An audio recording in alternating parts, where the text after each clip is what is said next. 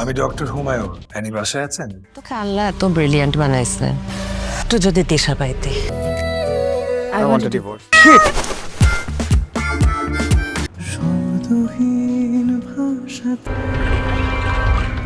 ঈদের আনন্দ কেবল সিনেমা হলের বড় পর্দায় সীমাবদ্ধ নয়, এখন হাতের মুঠোয় থাকা ওটিটি প্ল্যাটফর্মগুলো দর্শকদের জন্য নিয়ে এসেছে দুর্দান্ত সব কন্টেন্ট। থ্রিলার থেকে শুরু করে রোমান্টিক গল্প সবই থাকছে এবারের তালিকায়। চলুন জেনে নেই এবারের ঈদে ওটিটিতে যা যা দেখতে পারবেন।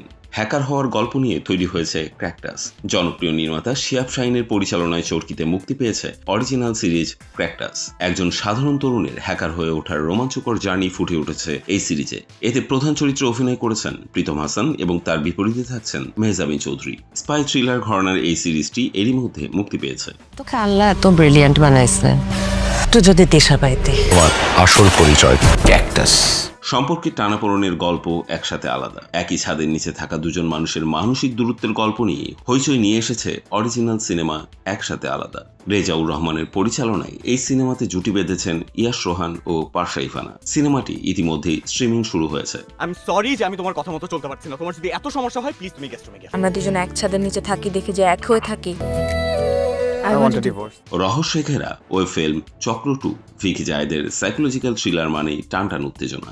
আইস্ক্রিনে আসছে চক্র 2। অন্ধকার জগতের রহস্য আর খুনের জট নিয়ে তৈরি 8 পর্বের এই সিরিজে অভিনয় করেছেন তৌসিফ মাহমুদ ও বাঁধন সহ আরো অনেকে।